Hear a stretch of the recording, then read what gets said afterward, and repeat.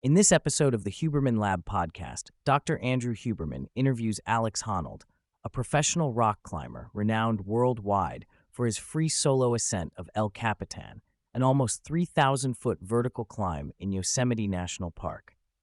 Alex's feat, immortalized by the acclaimed documentary Free Solo, stands as one of the most remarkable athletic and mental accomplishments in history due to its extreme risk and consequence. More than a discussion of the climb itself, the conversation delves deep into Alex's mindset, approach to motivation and training, and perspectives on life, death, risk, and longevity.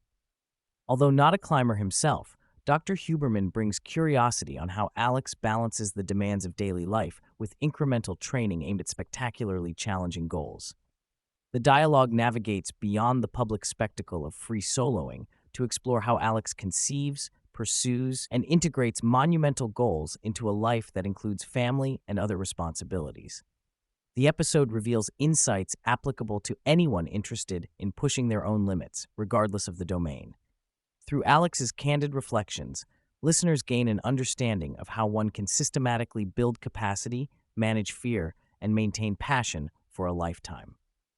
Alex emphasizes that climbing has always been intrinsically motivated for him, starting as a child, fascinated by the movement and experience itself.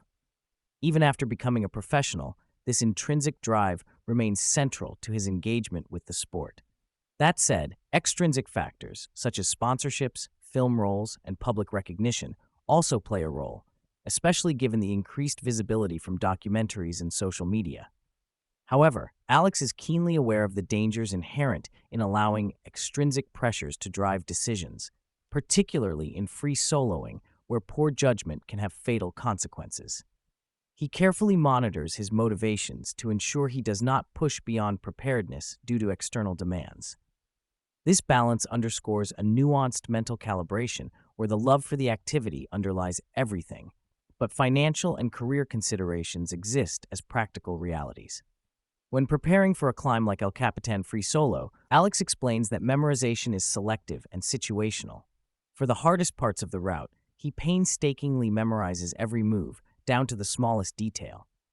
Yet, for easier segments, some of which could be climbed by beginners, he relies on familiarity and confidence rather than precise recall. Medium difficulty sections fall somewhere in between, managed with a knowledge of motifs or general patterns rather than exact sequences. This mental approach relies heavily on extensive practice under stable conditions. Alex highlights the importance of consistent environmental factors like shade, temperature, and seasonality to reduce uncertainty. His familiarity with the rock face from repeated ascents allows him to associate physical sensations, even subtle changes in texture or temperature, with anticipated movements. Such kinesthetic and visual integration is critical for top-level performance. The presence of a film crew and friends waiting during the free solo adds a layer of social pressure, which Alex concedes was stressful, especially when an earlier attempt ended in a retreat. Even with supportive peers, the responsibility mounts because others are investing time and energy into his endeavor. Bailing, although sometimes the wisest choice, feels embarrassing, but experience teaches that preparedness must come first. Alex points out that risk perceptions from outside observers are often inaccurate. While free soloing is dangerous, it is not necessarily more so than roped climbing, where climbers may push beyond their limits relying on equipment safety nets. This can lead them into situations where a fall is lethal despite protection. Intriguingly, many free solo accidents occur in less challenging terrain or outside of climbing, underscoring that risk management is an ongoing mental discipline rather than a static measurement. Alex aspires to reach a state of autopilot or flow during climbs, where movements are executed without conscious overthinking. Years of practice facilitate this by creating movement patterns deeply ingrained in muscle memory, thus minimizing hesitation and mental noise. Overthinking, he explains, invites mistakes and emotional interference, which is fatal when soloing. Kinesthetic sensation is fundamental. Climbing, to Alex, is akin to a dance with the rock, where the body instinctively navigates the surface.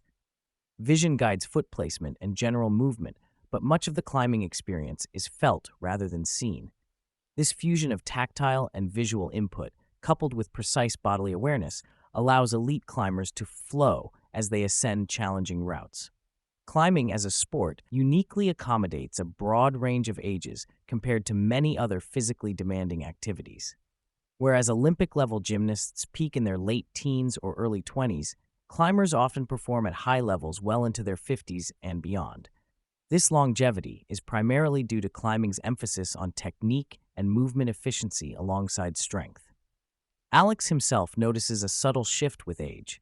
He surprises himself less frequently than when younger, and more often encounters moves he thought he could do but cannot on that day. Despite natural declines, climbers maintain mobility, cognitive freshness, lean physiques, and continue to lead meaningful, challenging climbs later in life. The physical demands paired with mental engagement seem to foster a healthy, sustainable lifestyle. Climbing's inclusion in the Olympics signals a cultural shift toward mainstream acceptance and commercial growth.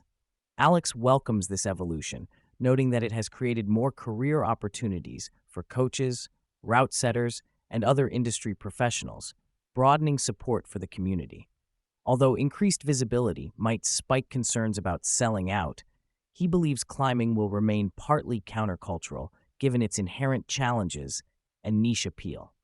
The influx of young talent and enhanced training facilities will accelerate performance standards, especially in competition climbing, which now includes bouldering and dynamic movements reminiscent of parkour. While some purists may resist such stylistic shifts, Alex finds these innovations exciting and views crossover with disciplines like parkour as a natural progression in movement sports. Contrary to many other sports, climbing training is often grassroots and self-directed, shaped by long periods of practice and low overhead. Alex reflects on his days living in a van when his schedule centered entirely on climbing, contrasting this with his current lifestyle balancing family and travel. Recovery remains a foundation to longevity and performance. While once able to binge-watch shows and recover passively, Alex now focuses on the basics: sleep, nutrition, and engaging actively with family. Bodywork, including treatment from specialists, helps maintain suppleness and prevent injury. Although technology like red light therapy and massage guns are increasingly adopted among climbers, the core principle remains consistent effort with mindful recovery. Alex shares his deliberate approach to digital engagement, eschewing apps on his phone and delegating social media management to a friend to avoid distraction. His era of climbing began before smartphones and social platforms, lending itself to focused immersion and minimal external noise. This contrasts with the modern expectation to document and share all experiences. Alex observes the challenge in balancing authentic training and performance with the temptation to create content that is visually impressive but may lack genuine difficulty or purpose. His stance is clear. Proficiency requires dedicating oneself fully to the craft, and social media should not become a substitute for actual work. A pivotal influence on Alex's life perspective was the early death of his father and both grandfathers around the time he was a teenager. This created a profound awareness of mortality and the finite nature of time, fueling his drive to live meaningfully and pursue his passions deeply. For him, accepting death as inevitable is far from morbid. It is a motivator to burn brightly and avoid regrets. He challenges societal tendencies to avoid or sanitize conversations about death, advocating instead for embracing the reality of mortality as a means to enrich life. This awareness shapes his meticulous risk management in climbing and encourages others to prioritize doing what they love rather than grinding through unfulfilling paths. Throughout the podcast, Alex reframes massive achievements as the outgrowth of countless consistent incremental efforts. His days are filled with managing a dynamic to-do list of small goals, whether trying a new route or perfecting a particular move in manageable chunks.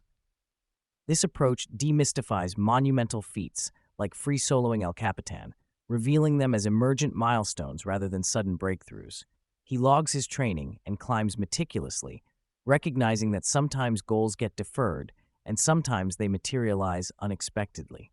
The key for him is maintaining a steady rhythm of progressive challenge without fixating solely on grand ambitions. This philosophy fosters resilience, patience, and sustained motivation across years. Discussing concrete aspects of strength endurance training, Alex highlights lessons from coaches advocating for submaximal lifting protocols, focusing on multiple sets with moderate repetitions rather than maximal effort sets to failure. This approach preserves recovery capacity while building fast-twitch muscle power, essential for explosive climbing moves. He balances climbing-specific training with general fitness modalities such as running, both long-distance and sprint intervals, and strength training with a focus on functional movements. Alex emphasizes mobility and shoulder stability, recognizing the balance required to avoid postural imbalances common among climbers who predominantly pull. His regimen is calibrated both by scientific insight and decades of personal experimentation, reflecting a pragmatic and adaptable approach to peak performance. Although Alex identifies as an atheist and skeptical of organized religion, he admits to profound experiences of awe and connection through prolonged immersion in nature's beauty during climbing expeditions.